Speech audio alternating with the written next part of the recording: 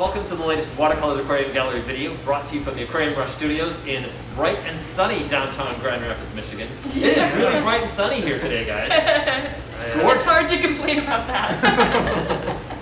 Well, speaking of gorgeous, today we are going to be talking about bettas. Not the bettas you're used to seeing in the cups at a pet store. Yeah. But remember, bettas, when we're talking about that, we're talking about a genus, and we're talking about a very specific group of fish.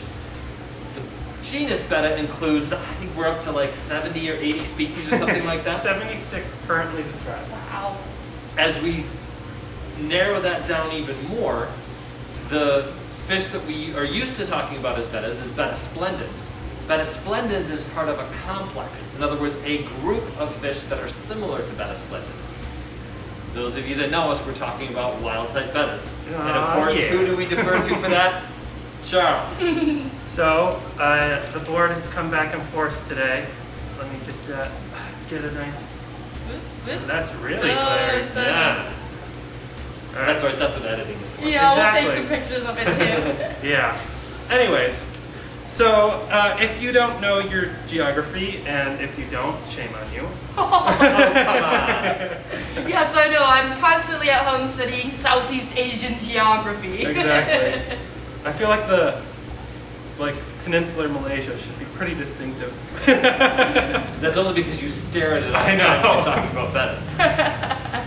But, so Betta splendens is a group of bettas that, as Ben mentioned, are more closely related to each other than the other bettas. They're called the Betta splendens complex because that was the first betta in the group that was described. So everything in the complex is compared to Betta splendens by definition now. What's really cool is a lot of new genetic information is coming out on them, and we're learning about them really fast. What we now know is Bettas and smaragdina is probably multiple species. Those are both paraphyletic. So how many current species in the Splendens complex? 1, 2, 3, 4, 5, 6 currently Right. described, and then I have a 7th in here that I'm going to talk about just because, and I loaded up the paper here. All the information on this board, not all of it, but the map, all the genetic information is derived from a paper called Biodiversity of the Betta smaragdina in the northeast region of Thailand as determined by mitochondrial COI and nuclear ITS1 gene sequences. And that's me plugging the scientists who worked very hard on that and making sure that I give them credit because, wow, they put a lot of work into that. Basically what they're saying is, we decided this betta was in this species based on DNA. Yeah. That's the gist. What's right? really cool is that, so like this, if you look at here, Betta stichos and Betta smaragdina are both pretty closely related genetically, like really closely. And so the argument they make in that paper is that every grouping of bettas that, since we've already determined that these two are different enough to be distinct species, anything that's more different should be considered something else. And so I'm following that. that's why I put on Betta species guitar, because that is actually one that they specifically call out in their paper, and they say, this is not a color variation of smaragdina, this is a distinct thing, and we need to start treating it as such. I'm glad that you brought that up because it's the challenge is when you're looking at this group of fish or any group of fish, and you see something that looks a little different, that doesn't necessarily mean it is a little different. Is it a color morph? Is it some environmental factor that made it change its shape a little bit? But in this case, with the species guitar, they are starting to conclude, this guy is definitely not just a morph. Yes. And so I want to talk about the Betta species in this complex and clade in relation to their geography, because I think that's really important to understand how they're different and how they're similar. One thing to keep in mind is that, and this is like a historical thing, like back in time, this part was not ocean. Oh, right. So you'll see these weird pockets where things are connected, like if you can think of the fact that, well, at one point this was all one straight swath, Right. and it's not anymore. Right. So I'm Which gonna, would be why embolus could have been found on the little peninsula there Yep. in Thailand, and then also on this part. I believe that's Malaysia down there, right? Yep. Or Thailand kind of has a little bit of that peninsula as well. and then I have included this part in Sumatra. I could not find exact information on where they actually are in Sumatra. It's just the information is they're there. But embolus is found in Sumatra. Yeah, wow. And so that's the part where it's like embellus is now paraphyletic. They probably have enough time where at least in the near future they'll be speciating. So knowing where your Betta embellus came from is really important. And Betta embellus I want to talk about is probably one of the easiest Bettas in this group to work with. Oh, cool. If you want to keep them in a group. I have never had a group of embellus break out into a fight. I've had some squabbles with the other Splendens complex I've worked with, but never with embellus. That's one of the coolest things about wild bettas is that this whole idea that bettas are aggressive and you have to keep them alone or they'll kill everything. Well, they won't kill everything. They really won't kill most things. But the males will probably fight of the domestic strains. Yeah. That's specific to domestic strain Splendens. Who were bred for that. Right. Yeah, it's so amazing when you get to share the news with somebody like, oh, you love bettas? You can have more bettas! In the same tank. Embellus is a great one for that. Yes. And they're gorgeous. Yeah. Based on their distribution, they are definitely closer to the equator. They do like it a little bit, just a few degrees warmer sure. than everything else in the complex. The next one I'll talk about is actually Siam orientalis. That's this region. They are actually considered a sister species to embellus. And for a long time they were called the black embellus. The way to tell them apart is embellus have these bright blue cheeks. Siam orientalis don't. Very cool. Of the complex, this, in my experience, is the shyest. So you need to accommodate that accordingly. Maybe don't keep it with other fish that are very boisterous. Maybe not too bright lights, some good plant cover, those kinds of things to keep the fish feeling comfortable. Yep. Siam orientalis is one of the newer species of the group. I think it was only described in 2014. Oh, wow. 2012, sorry. Wow. That's Wow. really new. That's Yeah. brand new. And then let's talk about Splendens. Honestly, if you know how to take care of a Betta, you know how to take care of Betta Splendens.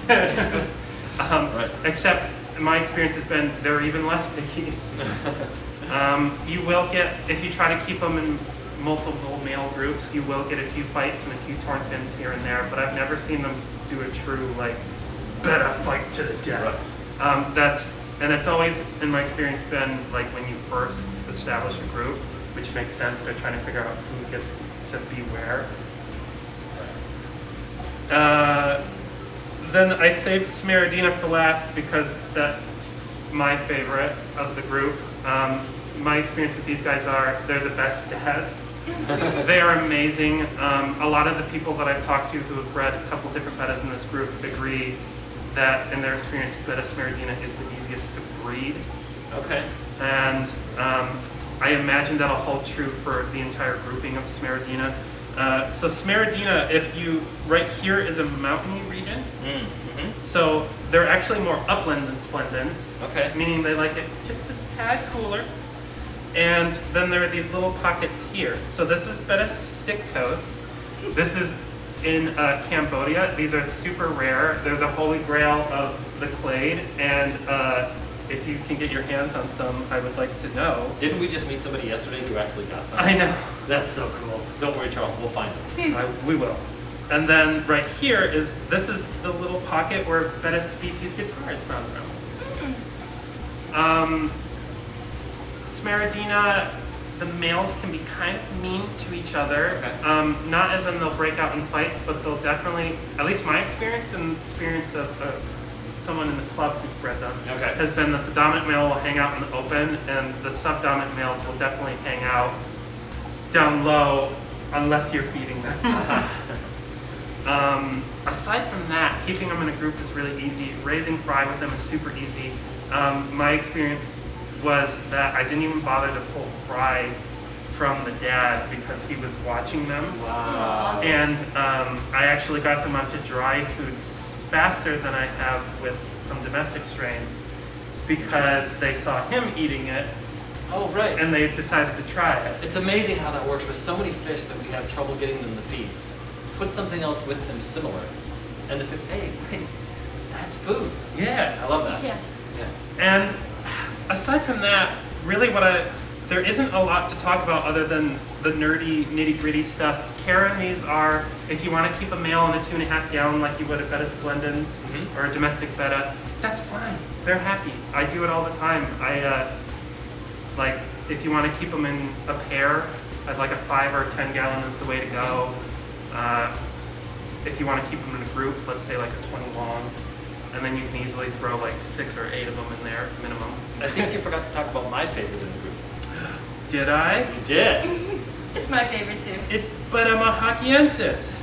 I Yeah. can't believe I was how waiting small for the someone. range is I was there. waiting for someone to call me out on it. No, we didn't forget. I was being very patient. Betta mahakiensis is actually, for a long time, was considered just a hybrid, wild like Hybrid? Yeah. Okay. And if you look at its wild range, that makes sense. It's this little pocket right here, and it's tucked in this overlapping spot of a population of Splendens that right now is suspect what it is. Okay. The actual Splendens range Right. and Siam orientalis all converge into this spot, and then Right. the genetic evidence says, no, it's its No, own it's thing. different. It's actually considered a sister species to Splendens. And if someone wants to argue that Betta mahakiensis is the prettiest of the group, I don't disagree with you. They're gorgeous. Yeah. They're gorgeous. That is a blue that just, the blue seems like when someone has been selectively breeding Splendens for a while to get a great blue. Yeah. Mahakinensis comes up at that natural. And actually, the dragon scale variety of the domesticated strains are derived from hybridizing domestic Bettas with mahakiensis. Crossing them into. And the aliens, right? And I think the aliens have some mahakiensis and some smaragdina in them. Okay. But Mahakiensis have a special place in my heart, or here too, because they thrive in hard water. Yes. they come, so this is like near Bangkok, you didn't know that. So with this small range and right next to an urban center like that, they're considered at extreme risk of extinction in the wild. So breeding them in captivity is very important. And that's going to be my segue for, so we have a pair that spawned in our retail tank yesterday. Oh, that was so cool. It's hard to say it was accidental, but it certainly wasn't very intentional. We like the word incidental. Yes. Yeah, and that's going to be my pitch for breed these. Yes. They're endangered. It's really easy to get like a really nerdy niche of like, oh, it's collected for outside of this village, and it's not hard. It wasn't even in the breeder lab where I was really paying attention to them. It was just a 5 gallon up here with a pair that like is up for sale, so they're being taken care of, but they're not being babied like something downstairs. Yeah. And he's guarding a nest right now. It's Yeah. so cool. This complex has like everything. The color, the ease, the breeding, the amazing behaviors. You're doing something good when you're taking care of these fish. It's like there's no reason not to. Don't forget personality. Personality, Personality. yes. They will Amazing stay- pets. Yes, amazing pets, and they will recognize their primary caretaker. And that's why personality is exactly why, even though I think Mahakiensis is far more beautiful, I like Smaragdinas better. You like the personality. I love that personality Sure. they have. My favorite memory was, if you don't know this about bubble nests, but you know, the bubbles pop. Mhm. And- They have to continually replace them. Yeah, I've had domestic Betta dads that were so bad that they would be like, nah, I'll get to it when I get to it. And then the Smaragdina, the first one I spawned with, his strategy was a bubble would pop, an egg would start falling, you could literally see him be like, oh no! And he'd like catch it and very delicately put it back, and then like letting him spend weeks with the babies because he was still taking care of them. Like, that's like hard That's for me so to get cool. over. That is very, very cool. But I've That said level of parental care is insane. fantastic. Yeah. Yep. Well, give them a try. We pretty much always have one of these species in stock. That's the goal, anyways. And really, if we could have all of them, we probably would. Absolutely. Well, if you like this video, we did go into a lot more detail on the whole genus of bettas, covering all of the complexes and a whole bunch of different species, including all of the mouth breeders. There's a little teaser. So check out our podcast wherever you get your podcast. Please follow and subscribe to this channel. The more subscribers we get, the more videos we can do. Check us out on Facebook, all that fun stuff. Come on down to the gallery if you want to see some of these bettas in person. They are really amazing. Yes, they are. And come take a look at these eggs and this Smahakiensis dad, because he's gorgeous. I know. It's very cool. Well, thanks a lot, Charles. That was a lot of really good research, a lot of good information. And it was a lot of fun. So you guys have lots of fun too. Thanks a lot for watching, and let's keep those hands wet.